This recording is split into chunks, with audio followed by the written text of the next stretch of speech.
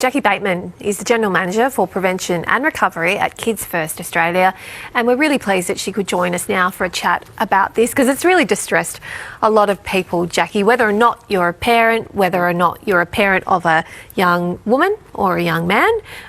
What happened at the Bacchus Marsh School is just really distressing. Yeah, definitely, and I think it's really important that we do acknowledge this experience that these young women have gone through and the potential impacts that could have on them now and also in the future. Do schools, I mean, they're used to dealing with fights and misbehaviour pretty routinely. Do they have the policies to deal with these sorts of AI pictures, such a rapidly emerging area?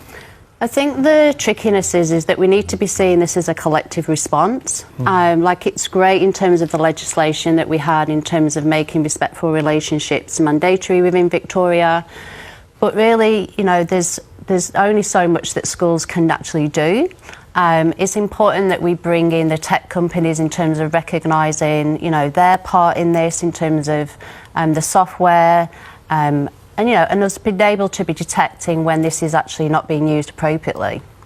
Jackie, you are really passionate about this area. Yeah. It's your area of expertise. As you say, we need to look at this holistically, because it's one thing to take the apps off the tech giants, to regulate, but at the end of the day, if young men have harmful attitudes towards their classmates and young women, that's really concerning. Is there any anecdotal evidence, do you believe, that there's a shift in the way that young men are looking at women? Yeah, definitely. We already know that there's, increasingly young men are actually being exposed to really explicit or pervasive misogynistic attitudes. It's really impacting on how they're able to engage and sustain relationships in healthy ways. It's also giving that narrative in terms of that it's okay to objectify women as well, but also giving really confusing messages to young men about what it is to be a man as well. Yeah.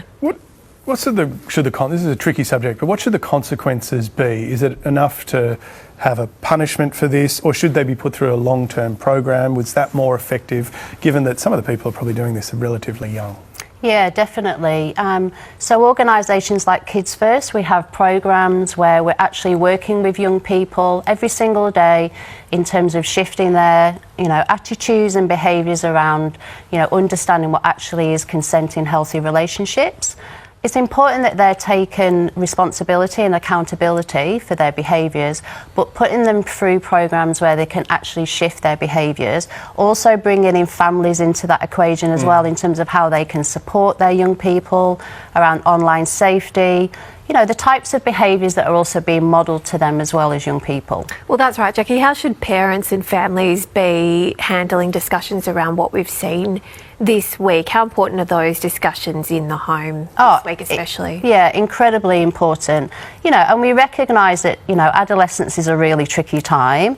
And adolescents struggle at times to, sit down and speak with, with parents. But it's really important, to have those conversations in terms of how to navigate the internet safely, but also how to critique, when you are being exposed to this material, so you're not engaging in unsafe behaviours, but you're also keeping yourself safe as well.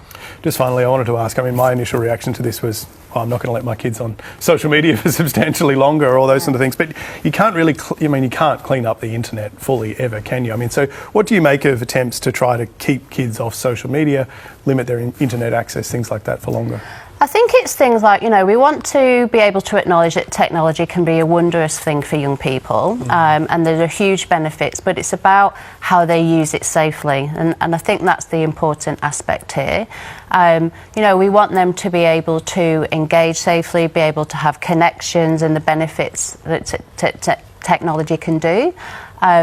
But if you think about the analogy of, the regulation that we put in place when young people are learning to drive and the level of supervision that they get, what happens when we're, allowing young people to be, using the internet and being exposed to that material? Where's the supervision in place? Where's the regulation that is happening to enable us to, navigate that safely?